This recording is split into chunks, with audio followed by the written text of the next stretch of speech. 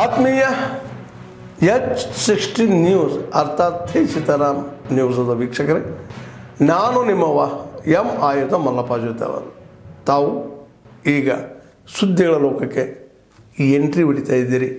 ಈ ಸುದ್ದಿಗಳನ್ನು ಪ್ರತಿಯೊಂದು ನೋಡೋ ಜೊತೆಗೆ ನಿಮ್ಮ ಅಭಿಪ್ರಾಯಗಳನ್ನು ಹಂಚ್ತಾ ಇರಿ. ಯಾಕಂದರೆ ಈ ಸುದ್ದಿಗಳು ನಿಮಗಾಗಿ, ನಿಮ್ಮ ಬದುಕಿಗಾಗಿ, ನಿಮ್ಮ ವೈಚಾರಿಕೆಗಾಗಿ, ನಿಮ್ಮ ತಿಳುವಳಿಕೆಗಾಗಿ ನಿಮಗೂ ಗೊತ್ತು. ಜೊತೆಗೆ ನಮಗೂ ನಿಮ್ಮೊಂದಿಗೆ ಇದೊಂದು ಮಾತಾಡುವಂಥ ಜೊತೆಗೆ ಸುದ್ದಿಗಳನ್ನು ಬಿಡುವಂಥ ಕೆಲಸ. ಈ ಕೆಲಸದಲ್ಲಿ ನಾವು ನಿಮ್ಮೊಂದಿಗಿದ್ದೀವಿ ಅಂತ ಹೇಳ್ತಾ ನೋಡ್ತಾ ಇರಿ ಈ ಸುದ್ದಿಗಳನ್ನು. ಕ್ರಿಶ್ಚಿಯನ್ ಲಿಂಗಾಯತರು ಇದ್ದಾರ, ಜೈನ ಪಂಚಮಸಾಲಿ ಇದ್ದಾರ, ಕ್ರಿಶ್ಚಿಯನ್ ದಲಿತರಿದ್ದಾರ. ನೋಡಿ, ಕ್ರಿಶ್ಚಿಯನ್ ದಲಿತರು ಅನ್ಬೇಡಿ. ನಿಮಗೆ ಒಂದು ಹೇಳ್ತೇನೆ ನಾನು, ಒಂದು ಸಾರಿ ಧರ್ಮಾಂತರ ಆದ ಅಂದರೆ ಯಾವುದೇ ವ್ಯಕ್ತಿ ಅವನಿಗೆ ಧರ್ಮಾಂತರ ಆಗ್ತಕ್ಕಂಥದ್ದು ಅವನ ಹಕ್ಕು. ಧರ್ಮಾಂತರ ಆದರೆ ಧರ್ಮಾಂತರ ಆದ ದಿನದಿಂದ ಅವನು ಪೂರ್ವಾಶ್ರಮದ ಹಂಗಳೆಲ್ಲ ತರೆದು ಹೋಗ್ತದ, ಪೂರ್ವಾಶ್ರಮದ ಸಂಬಂಧಗಳು ಕಡ್ದು ಹೋಗ್ತದ. ಯಾವತ್ತು ಧರ್ಮಾಂತರ ಆಗ್ತಾನ ಅವತ್ತಿನಿಂದ ಅವ ಕ್ರಿಶ್ಚಿಯನ್ ಆಗಿದ್ರೆ ಕ್ರಿಶ್ಚಿಯನ್ನು, ಇಸ್ಲಾಂ ಧರ್ಮಕ್ಕಾಗಿದ್ದರೆ ಇಸ್ಲಾಂ ಧರ್ಮ, ಮತ್ತೆ ಯಾವುದೇ ಧರ್ಮಕ್ಕಾಗಿದ್ದರೆ ಅವತ್ತಿನಿಂದ ಅವನದು ಪೂರ್ವಾಶ್ರಮ ಸಂಬಂಧ ಇರುವುದಲ್ಲ. ನೋಡಿ, ಅದನ್ನು ಬೇರೆ. ಈಗ ಆರ್ಥಿಕವಾಗಿ ಕೇಳಿ ನಿಮಗೆ ಉತ್ತರನ ಹೇಳ್ತೇನೆ. ಆರ್ಥಿಕವಾಗಿ, ಶೈಕ್ಷಣಿಕವಾಗಿ ನಿಮಗೆ ಕಳಕಳಿ ಕಾಳಜಿ ಇದ್ದರೆ 2013ರಿಂದ 2018ರವರೆಗೂ ಸಿದ್ದರಾಮಯ್ಯನವರೇ ಇದ್ರಿ. ಕಾಂತರಾಜ್ ಅವ್ರನ್ನ ನೇಮಕ ಮಾಡಿ ವರದಿ ತಗೊಂಡ್ರಿ. ಆ ವರದಿ ಏನಾಯಿತು? 180 ಕೋಟಿ ಖರ್ಚು ಮಾಡಿ ಕಸದ ಬುಟ್ಟಿಗೆ ಹಾಕಿದಿರಿ. ನೋಡಿ, ಕೇಳಿ, ನಾವು ದಾರಿ ತಪ್ಪಿಸ್ತಾ ಇಲ್ಲ, ದಯವಿಟ್ಟು ಕೇಳಿ. ದಾರಿ ತಪ್ಪಿಸಿದವ್ರು ಸಿದ್ದರಾಮಯ್ಯನವರು, ಕಾಂಗ್ರೆಸ್. ಯಾಕೆ ಹೇಳ್ತೇನೆ ಅಂದರೆ, ಅವತ್ತು ಅಂಕಿ ಸಂಖ್ಯೆಗಳನ್ನು ಡಾಟಾ ಬಿಡುಗಡೆ ಮಾಡಿದರೆ ಆ ಜಾತಿ ಇಷ್ಟು, ಈ ಜಾತಿ ಇಷ್ಟು, ಅವ್ರಿಲ್ಲ ಇವ್ರಿಲ್ಲ ಅಂತೇಳಿ. ಯಾರು ಮಾಡಿದ್ದು? ಗೌಪ್ಯವಾಗಿ ಇಡಬೇಕಾದಂಥ ಡಾಟಾನ ಯಾರು ಇಡಬೇಕಾಗಿತ್ತು? ಎಸ್ ಸರ್, ಥ್ಯಾಂಕ್ ಯು, ಧನ್ಯವಾದ. Thank you.